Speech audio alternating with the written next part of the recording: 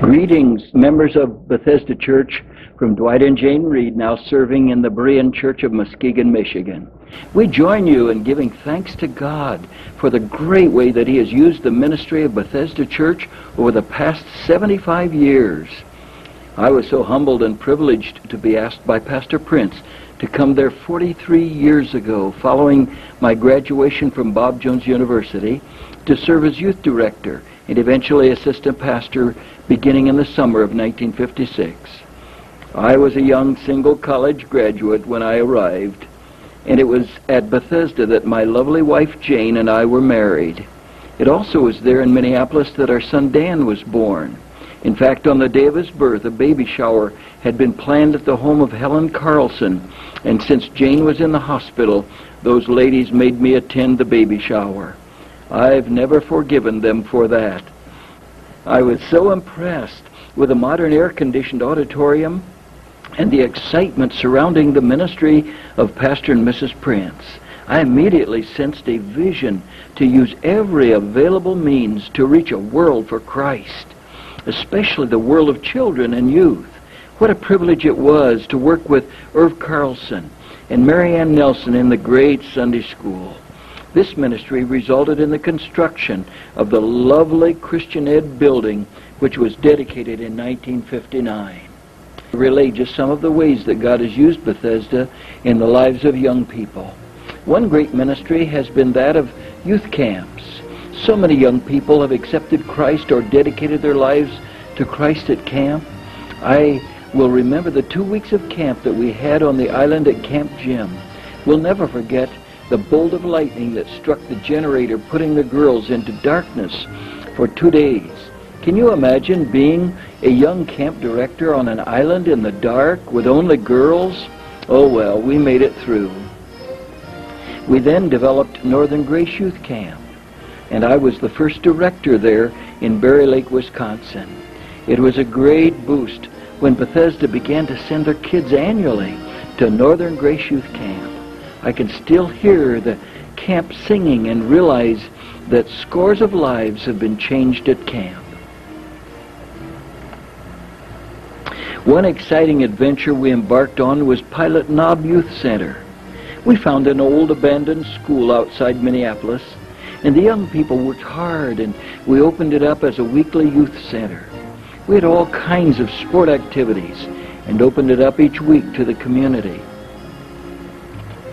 We received lots of publicity on this project, and that helped to make this center a popular spot each week. An unforgettable Saturday evening was written up in the Moody Monthly by George Grimm of the Minneapolis Star. On this particular night, we planned to convert the youth center into a Western ranch. We expected 300 to 400 young people to attend. We had planned free hay rides and buggy rides, an outdoor steak barbecue, Western music, a giant bonfire, a rodeo rider, and a Western gospel film, Oil Town, USA. To our dismay, it rained all day long. And as we arrived about 6 o'clock, a few of us met outside in the rain to pray. Suddenly, the sky cleared, and the rain stopped, and within 20 minutes, the center was invaded by jubilant teenagers, 325 in all. At 10:30, with the teenagers sitting on the ground watching the Billy Graham film, we gave the invitation, and over 30 young people made decisions for Christ. At 10:45, the rain poured down again. But this time we didn't care. God had worked a miracle in answer to prayer. Jim Carlson was the president of our youth group at that time. Perhaps this played a great part in his decision to enter the ministry.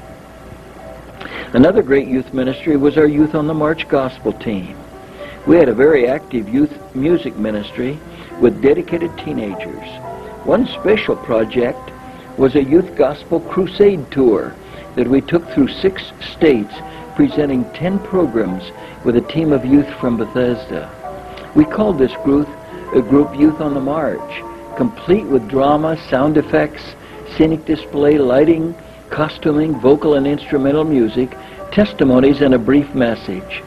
Every church was packed, and many decisions were made for Christ.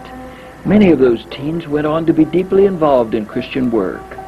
Another project we had when our new Christian Ed building was completed was our teen clubhouse in the lower auditorium, especially for young people to gather after school.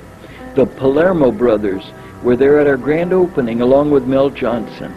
This was a place filled with activity, but afforded a place where we could chat one-on-one with a teen in relative privacy.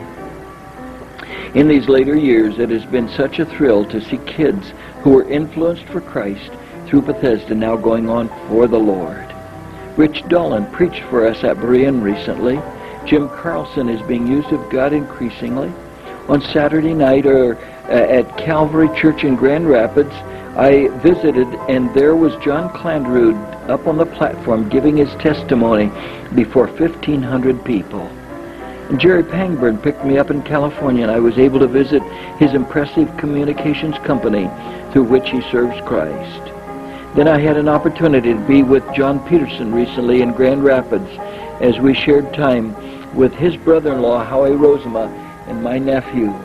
It was really thrilling to see John at work as he expressed his godly counseling and ministry to Howie.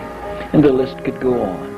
It's with deep gratitude that I recall the part that I was able to have in ministering to children and youth through the wonderful family Bethesda and the mentoring of Pastor Prince. May the Lord fill your hearts with joy in the days ahead as you celebrate 75 years of faithful ministry in Minneapolis.